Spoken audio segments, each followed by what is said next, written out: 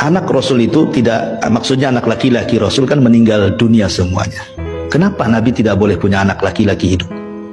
Ya, ada beberapa alasan. Karena kenapa Qasim meninggal di usia 2 tahun? Kemudian Qasim ini kan lahir sebelum Rasul diangkat jadi Nabi. Dan itu anak pertama. Ya, di usia 2 tahun dia meninggal. Kemudian setelah meninggal Rasul langsung punya 4 anak sekaligus, semua perempuan berturut-turut. Ya, Zainab lahir, habis itu Ruqayyah lahir, Ummu Kulsum lahir, Fatimah lahir. Nah, kemudian habis itu punya anak laki-laki lagi setelah diutus jadi Nabi. Namanya Abdullah. Makanya oleh Rasul kemudian dijuluki At-Tayyib atau At-Tahir. Ya, orang baik karena diutus setelah jadi Nabi kan. Tapi sayang, belum genap 2 tahun disusui, meninggal. Sedih Khadijah. Sebab itulah kemudian Rasul sedih, makanya kemudian Khadijah mengambil anak angkat namanya Zaid ibn Harithah untuk mengobati Rasul juga kan. Karena anak laki-lakinya meninggal semua, maka dicarikan budak namanya Zaid ibn Harithah, diangkatlah jadi anak angkat sebagai ganti daripada putra-putra beliau yang meninggal gitu ya. Kemudian di akhir hidup Rasul Allah takdirkan punya anak lagi, tapi bukan dari Khadijah. Khadijah sudah meninggal kan itu ya. Ini kan sudah hijrah, dan itu di akhir-akhir kehidupan beliau dari Maria budaknya yang dihadiahi oleh Muqawqis Raja Mesir kepada Nabi, namanya Maria Qibtiyah. Digauli Rasul punya anak namanya Ibrahim. Baru setahun 6 bulan meninggal juga Ibrahim. Pertanyaannya, kenapa anak-anak laki-laki Nabi harus meninggal semua? Kata para ulama, sebab kebiasaan para Nabi itu, kalau punya anak hidup sampai besar pasti akan mewarisi para jadi Nabi. Pasti jadi pewaris Nabi. Ibrahim punya anak Ishak jadi Nabi. Punya anak Ismail jadi Nabi. Ishak punya anak Ayub jadi Nabi. Ayub punya anak Yusuf jadi Nabi. Kan itu ya. Zakaria punya anak Yahya jadi Nabi. Nabi Daud punya anak Sulaiman jadi Nabi. Seandainya anak Rasul hidup sampai dewasa jadi Nabi, sementara tidak ada Nabi setelah Nabi. Rasul yang mengatakan la nabiyya ba'di, tidak ada nabi sepeninggalku. Dan Allah mengatakan khataman nabiyyin, penutup para nabi. Kalau nabi sudah ditutup Rasul, berarti tidak akan diwarisi. Makanya tidak ada yang hidup anak-anaknya. Karena kenabian itu dari jalur laki-laki. Ya, Hasan dan Husain ini dari jalur perempuan kan, Fatimah. Makanya tidak jadi nabi. Karena kenabian itu dari jalur laki-laki semuanya. Makanya kemudian Hasan dan Husain ya tidak jadi nabi, ya cucu nabi saja. Kemudian alasan yang kedua, kata para ulama, kalau seandainya anak nabi ada yang sampai dewasa gitu ya, maka akan terjadi pengkultusan. Ya kan? Sekarang aja keturunan nabi banyak yang dikultuskan. Ya kan? Habaib-habaib itu ya.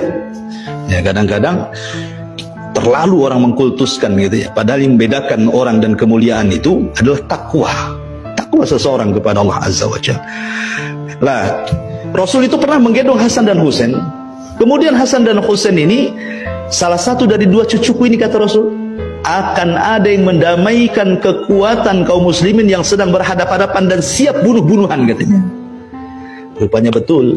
Di saat Khalifah Abu Bakar sudah nggak ada, Umar sudah nggak ada, Utsman meninggal. Di sini mulai cekcok. Ada fitnah perang antar kaum muslimin, kubu Muawiyah dan kubu Ali. Ketika Ali meninggal, tahtanya jatuh ke tangan Hasan. Hasan lebih banyak dukungannya dibandingkan bapaknya. Kalau dia mau menyerang Muawiyah, menang. Tetapi Hasan tidak mau. Dia ingin berdamai. Dia serahkan kekuasaannya kepada Muawiyah. Dia tidak menjadi khalifah, hanya 6 bulan saja dia mimpin. Dan ketika itu disebut Amul Jamaah.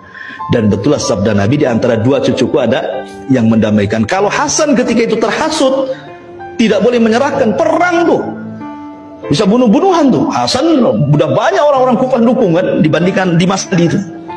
Tetapi Hasan tidak mau, sudah tahu ini akan banyak korban. Sudahlah, akhirnya persis seperti sabda Rasul, khilafah kenabian itu 30. Tetapi di sini, walaupun Muawiyah dianggap pemberontak, tetapi kita tidak bisa mencela Muawiyah, karena Muawiyah sahabat Nabi. Muawiyah penulis wahyu Nabi. Dia melakukan seperti itu karena ijtihad. Seorang mujtahid apabila berijtihad salah tetap dapat pahala. Ya, kalau kita betul saja salah, apalagi salah kan gitu ya. Karena kita bukan seorang mujtahid. Ya, jangan coba-coba berijtihad. Ya. Kenabian itu 30 tahun. Ditutup dengan 6 bulan, kekhilafan Hasan genap 30 tahun. Setelah itu tidak ada khilafah nubuah, yang ada mulkun wa rahmah, kerajaan tetapi diliputi rahmat. Nah, raja pertama inilah Muawiyah bin Abi Sufyan. Sampai kapan? Sampai tumbangnya, sampai mulkun wa rahmah itu, sampai mulai dari Muawiyah bin Abi Sufyan sampai runtuhnya Turki Utsmani. Itu masih khilafah, masih berdasarkan hukum Islam, walaupun banyak kezaliman tetapi masih menerapkan hukum Islam, ya kan? Baru setelah khilafahnya Utsman, baru sudah kekuasaannya sudah banyak kezaliman, diktator dan begitu seterusnya, dan nanti di akhir zaman lah khilafah nubuah itu akan muncul ketika munculnya Imam Mahdi. Tapi yang jelas bahwa di sini Rasul mengatakan kepada dua cucunya ini menjadi sebuah kenyataan, dan ini mujizat. Ya, mujizat yang Allah Subhanahu wa taala berikan kepada Nabi sallallahu alaihi wasallam. Anak Rasul itu tidak, maksudnya anak laki-laki Rasul kan meninggal dunia semuanya. Kenapa Nabi tidak